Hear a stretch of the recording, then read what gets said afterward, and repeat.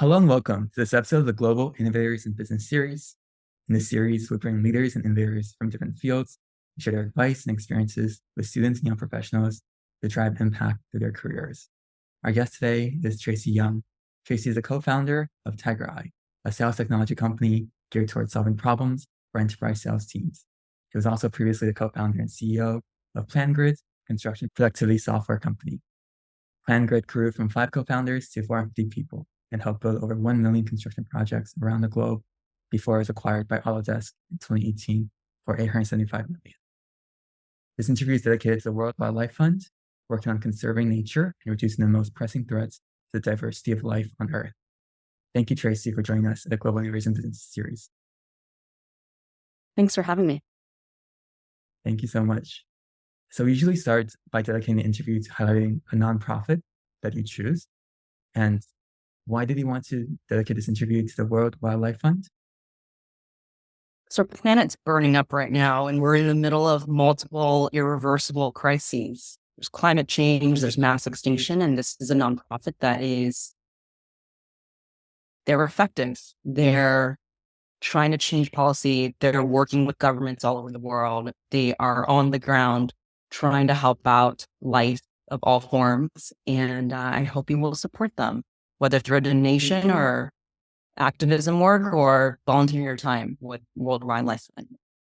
Amazing, yes. I worked with them somewhat. They were as a student consultant in China.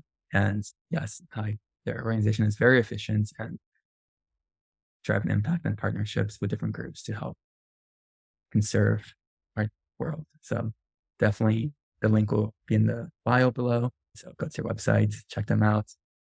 And we'll start the official interview, Tracy. So to start, tell us about your parents. What did you learn from them and how did they affect who you are today? That's my favorite interview question, by the way. It's a good first question. My parents are refugees of the Vietnam War. They are ethnically Chinese and Vietnamese. They got on a boat after the war ended, and they went on destination nowhere. Can you imagine that? That you are so afraid of your life and your child's life that you're totally willing to leave everything behind, board a fishing boat that probably can't cross the ocean, and then just sail south. Don't know who's going to pick them up, don't know where they're going to land. They ended up getting picked up by the Malaysian Coast Guard, and they lived out of a refugee camp in Malaysia for some time. And then they were sponsored by Lutheran priests out of San Bruno, California. And that's when I was able to be born in the United States. Growing up, my parents worked incredibly hard. Both of them worked 2 jobs for many years there. And I think that it really inspired me to be who I am today. So much of what I did as an adult was just to make them proud. I wanted desperately to show them that their sacrifice was worth it, that I wasn't going to let them down. And of course, they're so proud of me now. But those are my parents. What did they do as jobs, and how was your childhood in that kind of circumstance, and like what type of upbringing? Well, I actually don't know. I should ask them this. I don't know how much education they had. I mean, it's like to the 3rd grade level, to the 8th grade level, but they're not educated. And so all the jobs they had were entry level work that people did not want to do. They finally saved up enough money to build their own distribution business. And it's a very simple business. You buy goods in bulk and then you mark it up, and they sold goods to restaurants. So this is like the paper goods, the plastic goods, frozen stuff, grains, sugar, anything that a restaurant could need. That is what they sold them. And when you wanted to become an entrepreneur, what did they say? What was their reaction? Yeah, I think as business owners, they were very supportive. I was working in construction at the time, so they were also not. I think they were happy that I was a construction engineer, but I think they were just constantly worried about the gender ratios on the construction site. They just felt like it was dangerous, although I worked with really great people and it wasn't the case. And so when I told them I wanted to start a company, they were just thrilled. They're like, yes, I think you should go be your own boss and get out of the job site. Sounds good. So from this background, like you started to build PlanGrids with your co-founders. I think before we jump to TigerEye, we really want to understand like how that came about, what problem are you trying to solve, and yes, and how did you find your team to do this? Steve Jobs announces the first generation iPad in 2010. And my co-founders and I looked at each other and we thought, hey, this is like really cool. This is perfect for construction. We're unable to use software in the field. They were tablet PCs at the time. The thing is like 7 pounds and the battery life lasts only an hour.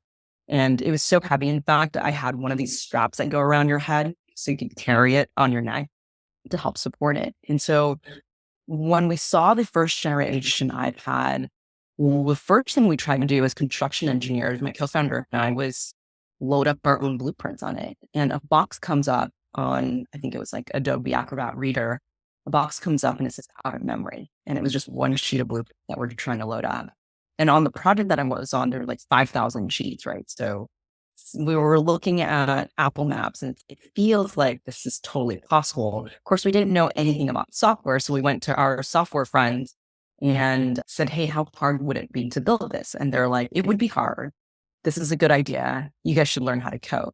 So we didn't actually learn how to code, but we convinced our incredibly talented software developer friends to quit their jobs and build PlanGrid with us. Do you regret not learning how to code? No, Okay. I don't.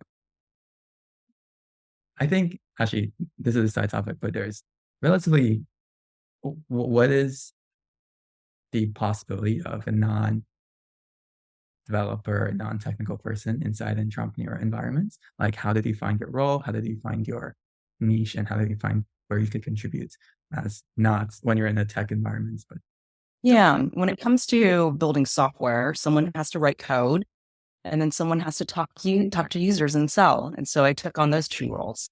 see, understand. Okay.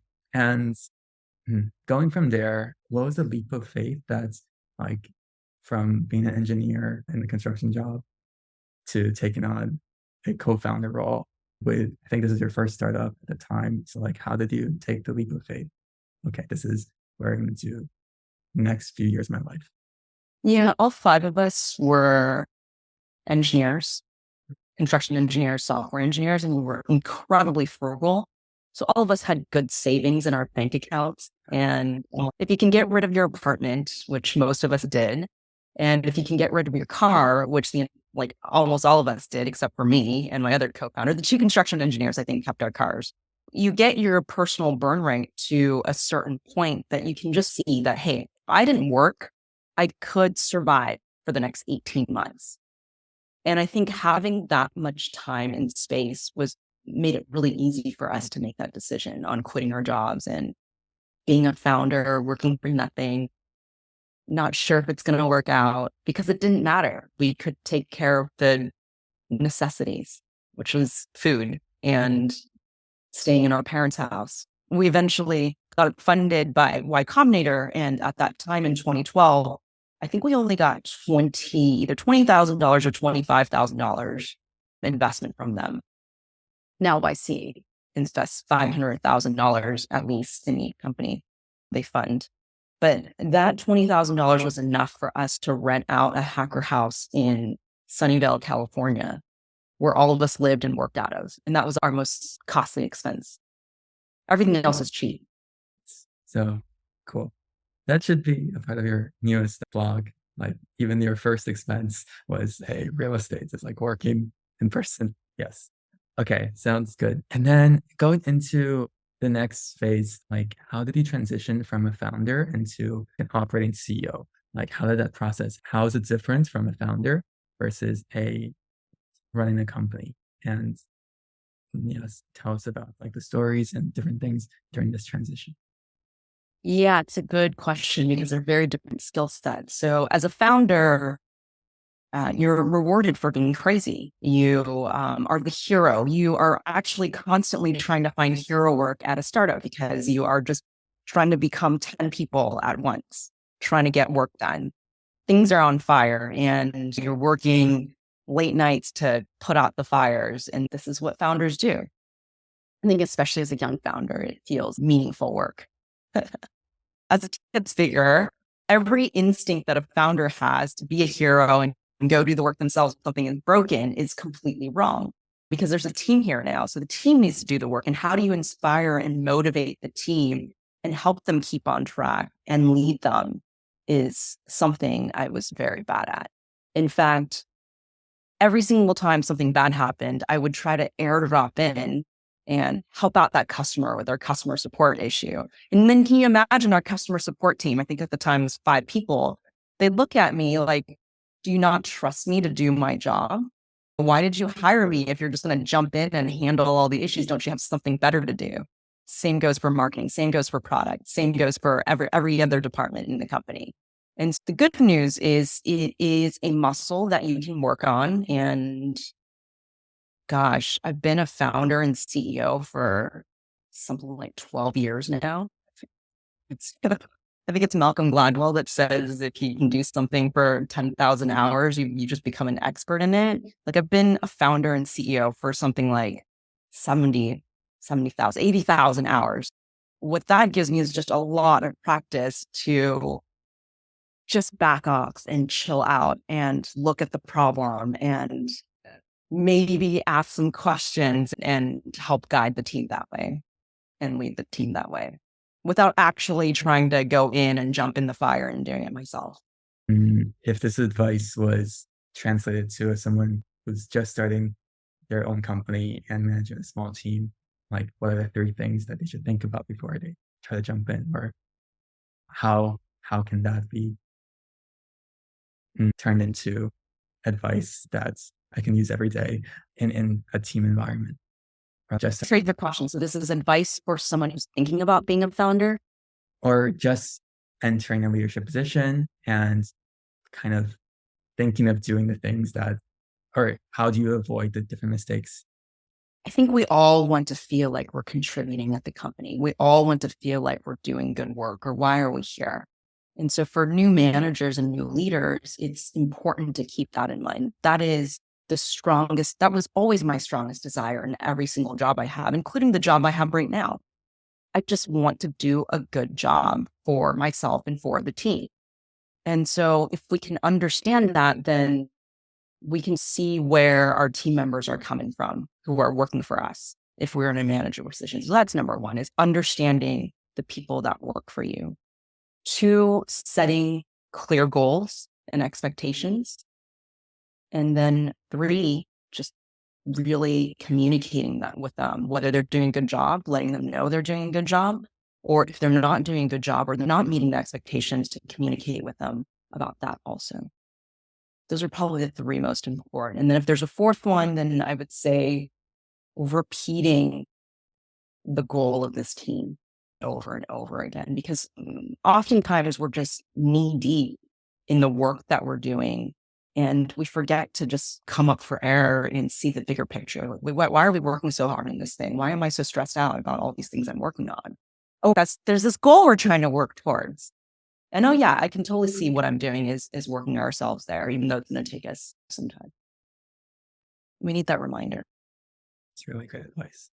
Yes, and like having the vision or having the ultimate prize in the horizon and making sure that each person is like working towards it is really motivating and helpful in building the team dynamic.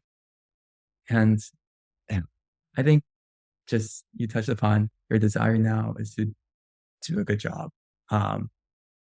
What was, again, your leap of faith that brought you from like already selling a company, very successful, being a at YC, giving advice and giving future founders their advice, and then jumping back in, going through YC again to start your own company? What made you take the leap of faith of doing this entire process again and jumping into the fire again?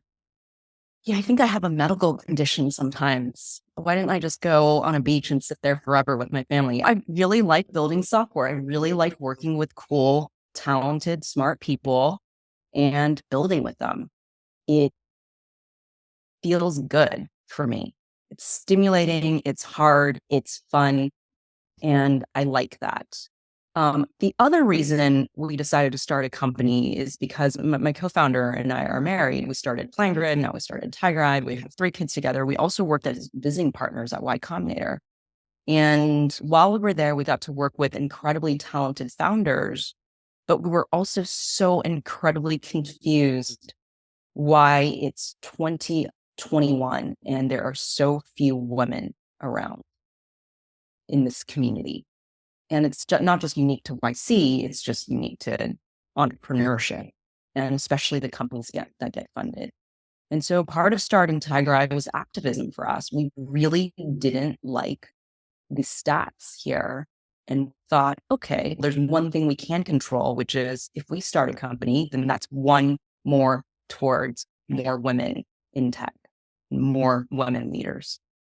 And I think that as parents, this is important to us because you heard my story with my parents. Like they totally influenced who I became.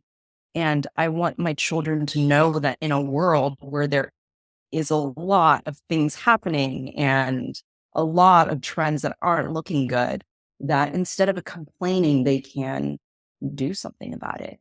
Even if they're just one person, it's still a change. And my hope is that there's influence at play, right? Another woman sees me working and they're like, she can be a founder. I can be a founder too. Great. And then she'll go on and influence more women. And then the chain reaction just goes on.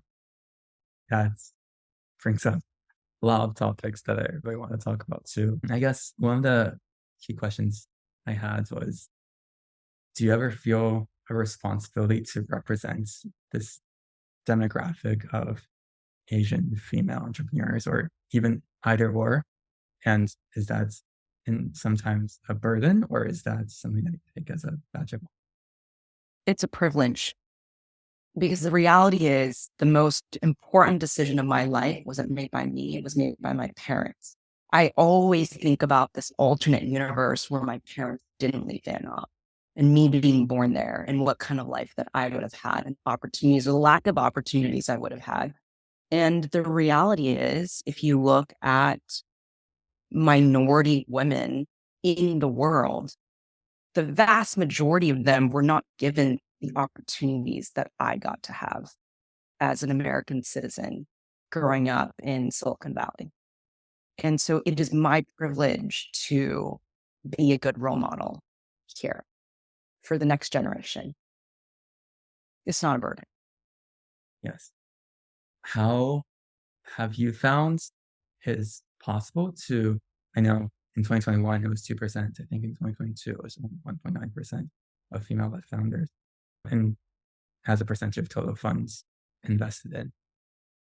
How have you found are ways to encourage or to inspire, to motivate that equity outside of like being the one to take another step to jump in as well and being the additional number?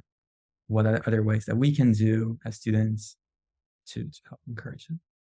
Yeah. So I think, gosh, what do I believe? I believe that discrimination against women is real, right? I've experienced it myself. I've talked to friends who have experienced it. And whether discrimination has anything to do with the terrible stats that you just mentioned or not, I don't know, but I could believe that it could be at play here. And what I would tell young women or any woman who's thinking about founding a company is that they will likely meet discrimination during their time as founder or as a professional. And that's just the reality. But it will not be the difference between them finding success or failure. Like it will not be so bad. It'll be hard for them, but it won't be so hard that they can't be successful. That in the end, it's just a rounding error in just some moment of a bad experience.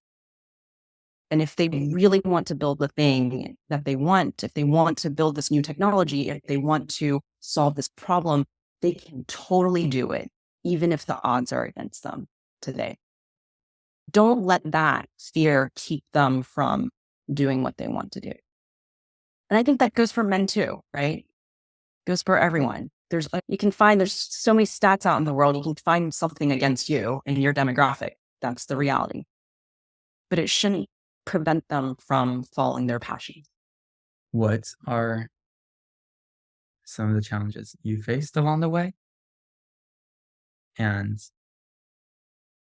how was it just a bump in the road?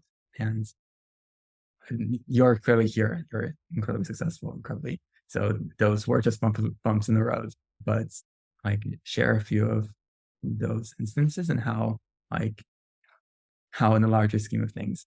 Hey, I have been in investor meetings and customer meetings where I gave the presentation and then all the questions were directed at my male founders or male teammates. So, wow, do I not exist? Did I not just give this entire presentation? All right, no, don't ask me any questions. That's cool. And people have said crazy stuff to me over the years. It's still like far and few in between, but it did happen. Is crazy things like I think you're too young. Oh, you're not too young. You just look young. I think you're too small. I think you're too short. I think you're just the way I look wasn't good enough to be a founder, which has nothing to do with that. Well, people just aren't thinking. I don't think they roll out of bed every morning wanting to be jerks. They're just clumsy and inconsiderate sometimes. I have so much more to talk about this too. Don't know where to start. But going to TigerEye, what is the problem you're trying to solve in TigerEye? And I know that this is one of the issues that you faced when you were at PlanGrid, is if you could use a software like this to automate some of the processes, it could help keep independence even longer. So what problem are you addressing and how is this achieved? Yeah, all I know how to do is build software to make my last job better. TigerEye is the software I wish I could have used as CEO of PlanGrid to accelerate growth. I really think this is what would have made the difference between us having to sell to Autodesk and us still being a standalone growing company today. Because the reality is, like, PlanGrid doesn't exist anymore. The product is still there, but it's now morphed into something else. It's rebranded to Build. And we're still in stealth, so I can't say too much about TigerEye. What I can say is that we help teams track and predict the future performance of their sales org. What is the challenge of the current process? What is the challenge of the current process? Hmm. Yeah, there's a lot of Excel spreadsheets. And I will say that I know a lot of people who like looking at spreadsheets. I am not one of them. There are spreadsheets so complicated that there's like the master spreadsheet, and that gets warped into 12 other spreadsheets that have to deal with version control problems. And then they get merged back into the master spreadsheet, and then everything breaks, and then it gets presented to the CEO. And I don't trust that. I don't trust anything on here, even though you guys have been working on it for a few months. And I'm so sorry, but you're going to have to work on that again. And as a founder who was leading a fast growing startup, I can tell you that spreadsheets just do not work for running a business. A lot of companies base everything on spreadsheets. And I think the softwares that Oracle and a lot of big companies is built around like this idea of spreadsheets is the future. I know this is a very kind of entrenched idea that this is the building block of a company's finances and sales. And what do you envision in the future world? I still envision spreadsheets being around, right? I just would like founders and leaders to not make decisions off of them, that there's better software that can be used to be strategic from. It's funny that you say this because when we were building for construction, we were really replacing paper. And of course, paper is still around. It's just everyone knows it sucks, and it sucks so bad. You actually don't want to see paper on a job site because there's better software now to do your jobs from. And I think it's the same analogy for spreadsheets. Like, spreadsheets, of course, will still be around, people will just be using better tools to do their jobs in the future. I'm looking forward to what you guys will build. But yes, it's really exciting. I work in finance for a company and I work on the commercial side as well. So I understand how difficult that can be. And yeah, can't wait. And one of the questions that I think is really interesting is from your perspective, how have you found culture and belonging into the company be important in what you have built? And like, how do you try to facilitate this within the places that you My coworkers are really my community. It's always been. I've always been really close to the people I work with. I think it has to do with just being a builder. I like building with people. I used to build hospitals with people, and then I spent 10 years, almost 10 years building PlanGrid with people, and now I'm building TigerEye with many people who are also formerly PlanGrid. In terms of culture and belonging, I just think it's really important that we recruit people from different walks of life because their perspective is so valuable for our ability to solve problems together. But there has to be a foundational connection. And that's really our core values that no matter how old my colleagues are, or how young my colleagues are, where they're from, what they like to do in their lives, and it's all different, it's all over the place. We all really care about working with humble, hardworking, talented people. We want to work with people who can be authentic and direct, that if they're not happy with us about something, they can just look us in the eyes and tell us directly while still being respectful. These things are really important to us. And I think that's been really important for our ability to maintain the culture that I want to see at the company.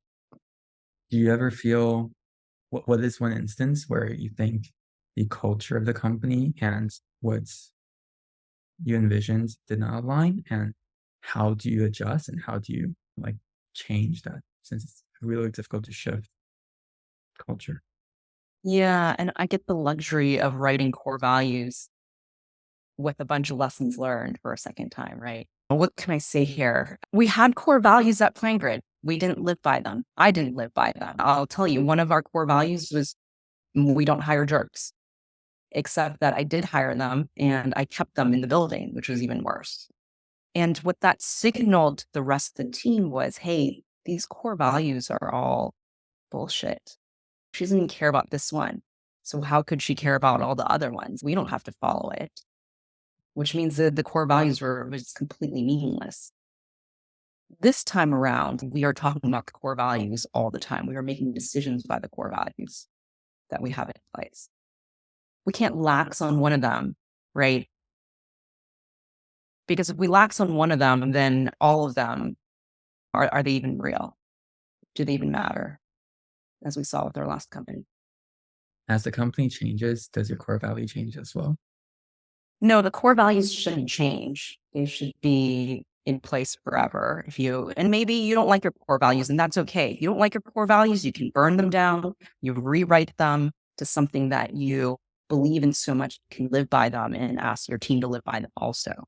But as the team grows, culture is dynamic because everyone that comes in brings their unique personality and flavors in life, and it changes the team overall. But there are foundational values that are in place for a reason. And so as long as those are still there, it should still be in the same, you should still feel how you did a year ago, even if there's 100 people more in the building. That's how powerful core values can be. If you are leading by them, if you are living by them, if you are hiring and firing by them, you can keep a consistent culture. What is the culture in a construction environment? And maybe a broader question is like, how has your background and work in construction influenced you in managing or influenced your thoughts in leading a company? That's a good question. And, it's been a long time since I worked in construction. The last time I was in construction site as with a hard hat as a worker was 2011. Okay, let me think about this. There's lots of differences, right? I remember working in the rain and thinking, I need a better jacket. That never happened in software. I'm always inside a building. I remember having to take off my boots outside because they were so muddy and I couldn't walk inside. Like that, again, never happens in software. I really liked the leadership I had when I was working in construction. We had a superintendent named Alan, and he didn't go to college. He went straight from high school to the carpentry union with the best of his group and worked his way all the way up to superintendent, which is basically king of the job site. And what Alan was really good at was he was, of course, a competent builder. He knew the construction. He built the construction schedule, and it was a schedule that would work and that wasn't missing any activities. The critical path was the critical path. He was really good at communicating what we were doing today, what we were doing this week, what we needed to look out for a month from now as a whole construction team, which is like so many other companies. Because there's the electrician, there's the plumbers, there's the framers, et cetera, et cetera. And Alan knew everyone on the job site. Maybe not by first name, because there's like at any given point, there's 500 to 1,000 people on the job site, but he would just know something about their lives that he had taken the time to ask them about their lives outside of work. Do they have dogs? Oh, your child is playing soccer. Maybe they really liked a certain breed of cars. I don't know. Alan just knew a lot about people. And he also knew, as he's talking to them about their lives and listening, he was also really good at evaluating them and builders. So he knew who the best performers are and who the low performers are. And his deal was he always wanted to give people a chance. Even when I thought that he shouldn't give this foreman a chance because they sucked, Alan felt that it was his failure that this foreman was failing in their roles. And I respected that about him. And I'm sure he's had an influence on how I am a leader today, because that was truly the best leader I worked for. Going from that, what would be your advice for students thinking to drive impact in their career? I really like this younger generation. You guys are informed, you care about the world. I follow you guys on Reddit. The conversations you guys are having in the comments. I would say continue to not stand for status quo, because it ain't working out. There are a lot of problems in our world. And I would also say it is okay to be a bit irreverent. I don't mean disrespectful. Of course, we always have to be respectful, but we can be irreverent of the status quo and want to see change for the better, because there's a lot of things happening in our world, and hopefully I'm long dead when it gets really bad, but you guys are going to still be around, right? And build the future that you want to live in. Thank you so much, Tracy. Really appreciate the time.